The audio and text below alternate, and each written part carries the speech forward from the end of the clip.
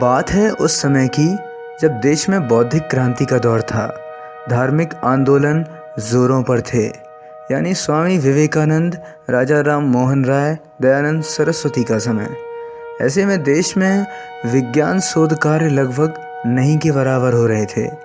तब कोई शख्स इन सब घटनाओं से दूर, इन सारी गतिविधियों से परे कुछ ऐसा तैयार करने में लगा हुआ था जो लोग केवल कल्पनाओं में सोच सकते थे। एक ऐसे यंत्र का आविष्कार जिसे पहले किसी ने नहीं देखा था। एक ऐसी मशीन जिससे लोग अपनी बात एक स्थान से दूसरी स्थान तक बिना किसी माध्यम के पहुंचा सकते थे।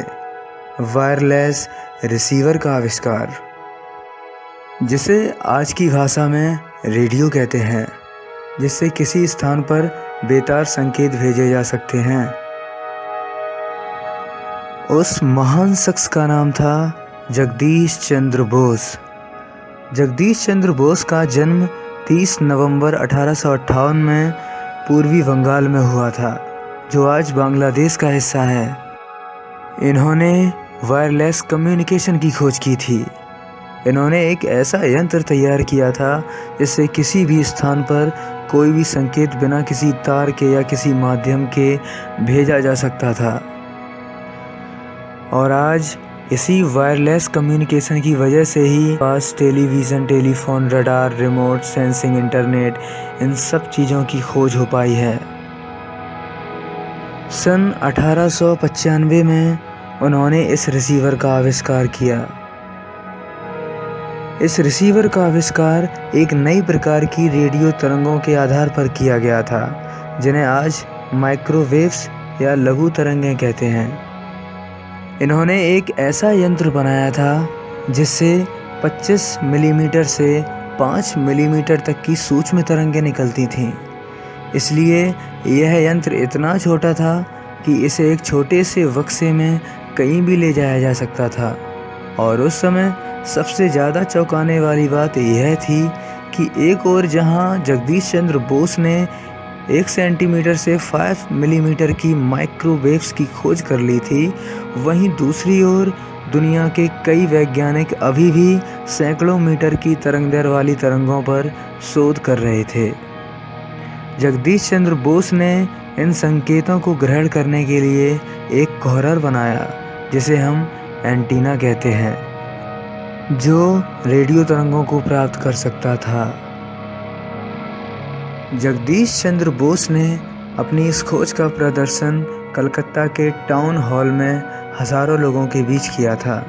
उस समय बंगाल का गवर्नर जनरल भी वहां मौजूद था। उन्होंने रेडियो तरंगों को 75 फीट की ऊंचाई तक भेजा और उन तरंगों की मदद से उन्होंने दीवार के दूसरी ओर रखी एक घंटी बजाई। इनके इस आविष्कार को देखकर पूरा हॉल तालियों की गड़गड़ाहट से गूंज उठा। एक और ऐसा अद्भुत कारनामा उन्होंने वहां किया। उन्होंने इन्हीं रेडियो तरंगों की मदद से दूर रखे गन पाउडर में आग जला दी थी। जगदीश चंद्र के इस इन्वेंशन ने आज के वायरलेस कम्युनिकेशन की शुरुआत कर दी थी। इस वजह से इनकी प्रसिद्धि विदेशों तक पहुंच गई। तब उन्हें इस आविष्कार के डिमॉन्स्ट्रेशन के लिए लंदन बुलाया गया। वहां पहुंचकर इन्होंने अपने इस आविष्कार का भली भांति प्रदर्शन किया, जिसे देखकर सभी वैज्ञानिकों का मुंह खुला का खुला रह गया। लंदन में इन्होंने एक गलती कर दी कि अपने इस आविष्कार का पेटेंट नहीं लिया। इनके दोस्तों ने इन्हें बहुत समझाया कि तुम्हें इस खोज को अपने नाम से रजिस्टर करवाना चाहिए, लेकिन जगदीश चंद्र बोस का कहना था कि यह तो भगवान का वरदान है जो मेरे द्वारा सबके सामने आया, इस पर मेरा कोई अधिकार नहीं है। और इस तरह वो बिना पेटेंट लिए ही लंदन से वापस चले आए। इनकी इसी कमजोरी का फ़ायदा वहाँ मौजूद एक वैज्ञानिक ने उठाया, गुगलेइल्मो मार्कोनी, जो इटली से आया हुआ था। उसने इस मौके का फ़ायदा उठाया और 1896 में अपने नाम इसका पेटेंट करवा लिया, जबकि इसका डिमॉन्स्ट्रेशन, इसका प्रदर्शन उसने इस घटना के एक साल बाद 1897 में किया था। इसके बाद 1909 में मार्कोनी को वायरलेस कम्युनिकेशन के क्षेत्र में अभूतपूर्व योगदान देने के लिए नोबेल प्राइज से नवाजा गया, और जो इस सम्मान का सही हकदार था उसे इसका ज़रा सा भी क्रेडिट नहीं मिल पाया। गुगलेल्मो मार्कोनी, जो एक एंटरप्रेन्योर था, एक बिजनेसमैन था, अब वो wireless telegraph and signal company का फाउंडर बन गया था।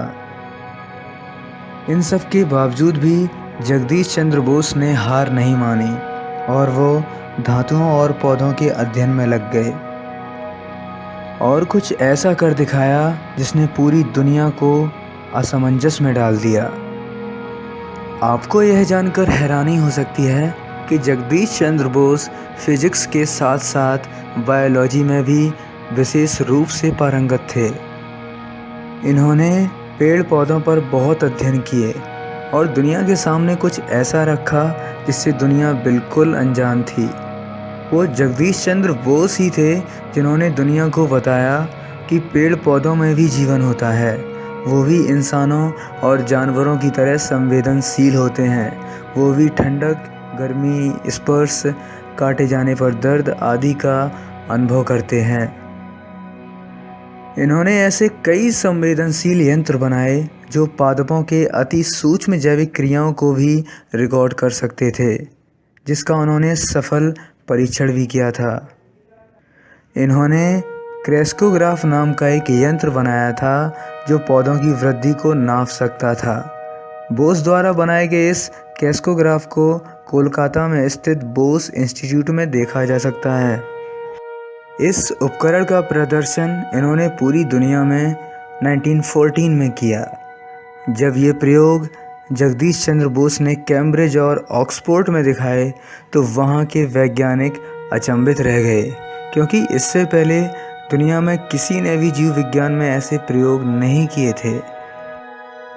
इस दौरान एक बहुत दिलचस्प घटना इनके साथ घटी, जब इन्होंने दर्शाना चाहा कि पौधों में भी हमारी तरह दर्द का एहसास होता है, उन्हें भी तकलीफ़ होती है।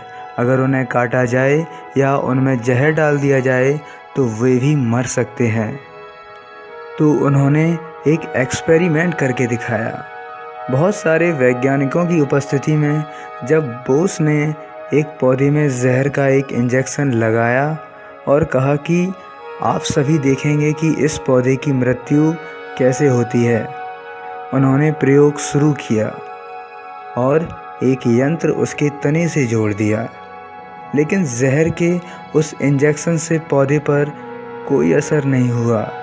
वह परेशान जरूर हुए, लेकिन अपना संयम बरतते हुए उन्होंने कहा कि अगर इस जहरीले इंजेक्शन का इस पौधे पर कोई असर नहीं हुआ तो मुझ पर भी असर नहीं होगा।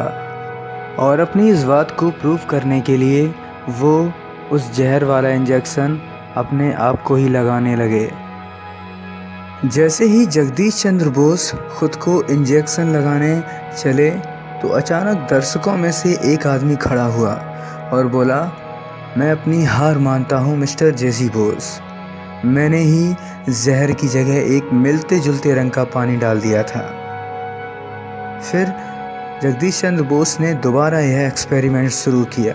इसके बाद यह पाया गया कि पौधे की नाड़ी की धड़कन अस्थिर होकर बढ़ने लगी। जल्दी ही धड़कन बहुत तेज हो गई और फिर स्थिर। जहर के कारण पौधे की मृत्यु हो गई थी। इन्होंने कई संवेदनशील यंत्र बनाए। अपने साथ हुए पिछले धोखे को ध्यान में रखते हुए जगदीश चंद्र बोस ने अपने इस आविष्कार का पेटेंट ले लिया, और जो हिंदुस्तान के किसी भी वैज्ञानिक द्वारा लिया गया पहला पेटेंट था। जगदीश चंद्र बोस ने देश के लिए जो किया उसे कभी नहीं भुलाया जा सकता, लेकिन हमें इस बात का हमेशा अफसोस रहेगा कि भौतिकी के क्षेत्र में जो नोबेल उन्हें मिलना चाहिए था वो कोई और ले गया। जय हिंद, वंदे मातरम।